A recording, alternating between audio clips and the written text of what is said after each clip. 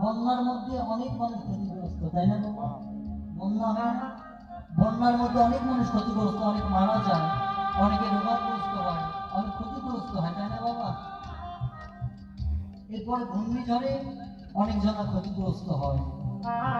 এগুলো হচ্ছে আদি দৈবিক জ্বালা, এগুলো হচ্ছে আদি দৈবিক জ্বালা যেগুলোর মধ্যে আমরা আছি বাবা। এই যে অনেক অধিক ঠান্ডা,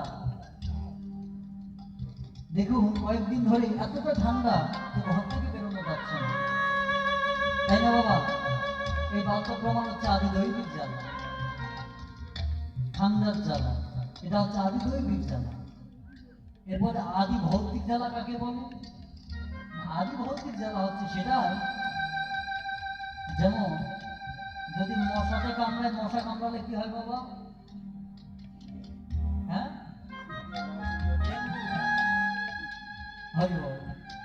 তাহলে দেখো এই ডেঙ্গু রোগে কেউ ভুগতেছে, কেউ ক্যান্সারে ভুগতেছে, কেউ জ্বর হচ্ছে, সর্দি হচ্ছে, কাশি হচ্ছে, এগুলোতে জ্বালা ভুগতেছি আমরা, এগুলো হচ্ছে আদি ভৌতিক জ্বালা।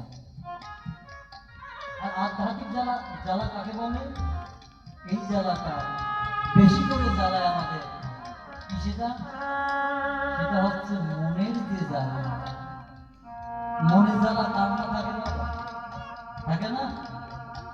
কার ঘরের জ্বালা, ঘর নিয়ে অশান্তি, কারো বউ নিয়ে অশান্তি,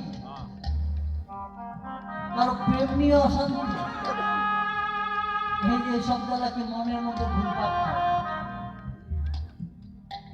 এই যে মনের যে জ্বালা, এটা হচ্ছে আদি আধ্যাত্মিক জ্বালা।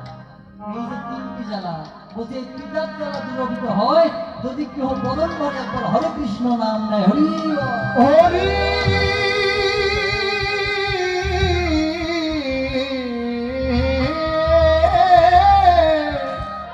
হরিব। তাহলে হরিনামে কৃষ্ণ নামে তাদের কিতাব জ্বালা দূরীভূত হয়ে যায়। কেননা যারা হরিনামে কৃষ্ণ প্রেমে পাগল হয় তাদের তো এই পৃথিবী কোন অস্তিত্ব যে আছে তার মধ্যে এটা থাকে না বাবা, সে উন্মত্ত পাগল হয়ে যায়। হরিবল। আজকে মধুর কথা, কৃষ্ণ কথা কে প্রকাশ করছে? আমার গৌরাঙ্গ মহাপ্রভু প্রকাশ করছে। এরপরে কি হলো? আহা ভব ভরে বদ বদ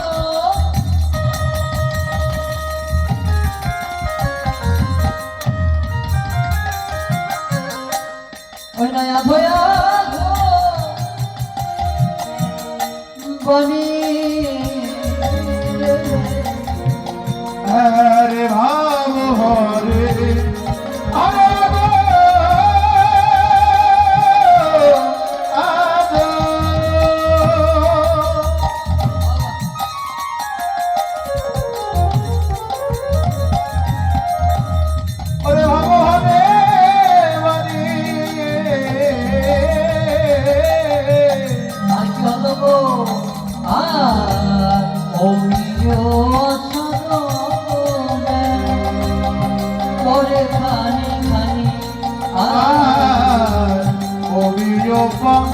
হরে যেন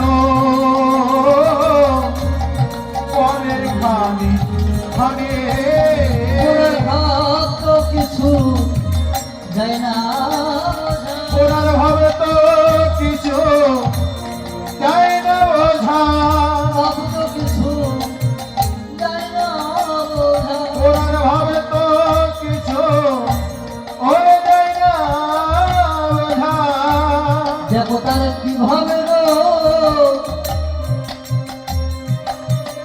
আজ উদয় হলো, ওগুলোর ভাব তো কিছু যায় না বোঝা। ওইটা কি না ভাবে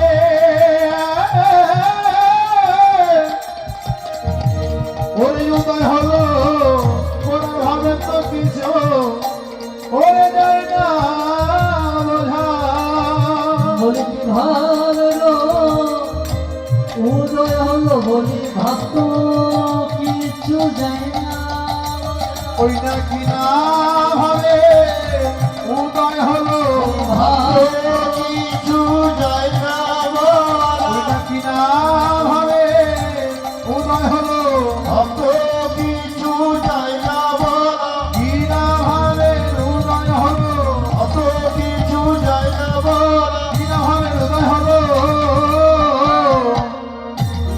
ওই না বলার হবে তো কিছুই বলে যায় না বোঝা।